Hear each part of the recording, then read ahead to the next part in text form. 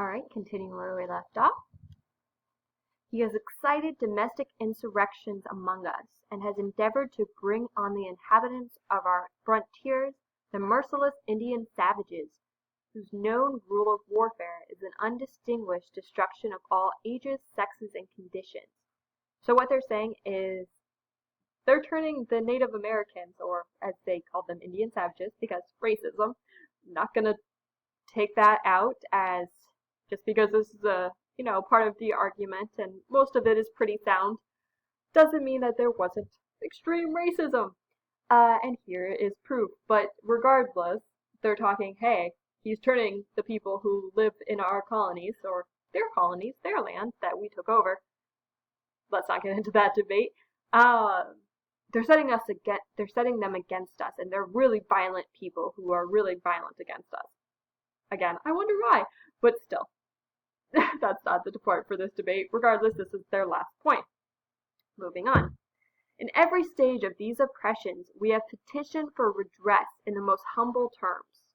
Our repeated petitions have been answered only by repeated injury. A prince whose character is thus marked by every act which may define a tyrant is unfit to be the ruler of a free people.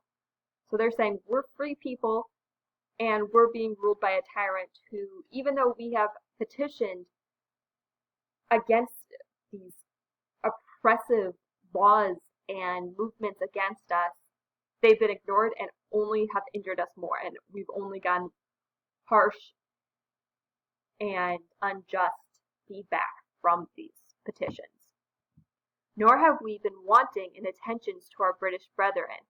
We have warned them from time to time of attempts by their legislature to extend an unwarrantable jurisdiction over us. We have reminded them of the circumstances of our immigration and settlement here. We have appealed to their native justice and magnanimity, and we have conjured them by the ties of our common kindred to disavow these usurpations which would inevitably interrupt our connections and correspondence. They too have been deaf to the voice of justice and of consanguinity. Sorry, some of these words are even hard for me to pronounce. We must therefore acquiesce in the necessity which denounces our separation and hold them, as we hold the rest of mankind, enemies in war, in peace friends.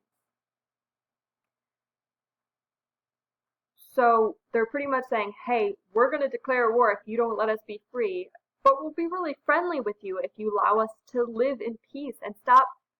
Don't forget why we left Britain in the first place. We didn't like it there. We came here to be free from all this stuff. And you're just making it worse from us over an ocean. We therefore, the representatives of the United States of America in General Congress, assembled, appealing to the Supreme Judge of the world for their rectitude of our intentions, do in the name and by the authority of the good people of these colonies, solemnly publish and declare that these united colonies are, and of right ought to be, free and independent states, that they are absolved from all allegiance to the British Crown, and that all political connection between them and the state of Great Britain is and ought to be totally dissolved, and that as free and independent states they have full power to levy war, conclude peace, contract alliances, establish commerce, and to do all other acts and things which independent states may have right to do. And for the support of this declaration, with a firm reliance on the protection of divine providence, we mutually pledge to each other our lives, our fortunes, and our sacred honor. So they're not only pledging their declaration against Britain, but they're also pledging their independence with each other and saying, hey, we've got your back. Colonies, we're going to stick together and we're going to fight the British Crown if they are going to fight us on this independence thing, and we know they're going to, so we are loyal to you. The people who we are representing, I don't know what I meant by representing, and we are going to be loyal, and we're going to put our lives on the line for you, our fortunes on the line, and just our honor on the line for you, for this independence which we deserve as a people. Alright, so that is a great example of an argument, despite some racism in there, but again, early United States, now United States, It's just different forms of racism. I don't know. I'm sorry. Um, but these are the arguments. This is the argument of why they want to be free from and why this king is not a just leader for them, for a free people such as them, and it continues on in an argument. And it even uses this one right here to say, hey, don't forget why we left you people. We didn't like being ruled by the king. So that is just another support against, hey, this is why we're declaring independence. Not only this huge list against the king, but also the fact that we left Britain for a reason. We formed our own colonies for a reason. Didn't like you.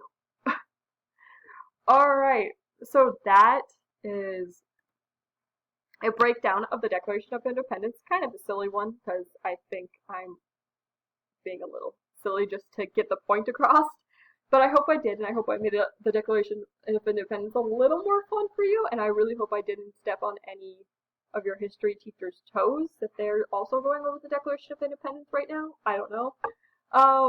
But that is the argument side of it. They'll probably give you the history side, or already have given you the history side. I just gave you the English argumentation side of it. So I hope now you have even deeper understanding of the Declaration of Independence and of argumentation as a whole. So I will see you guys tomorrow. Don't forget, if you guys are watching this before 10 o'clock, we have that Google Hangout at 10 a.m. from 11.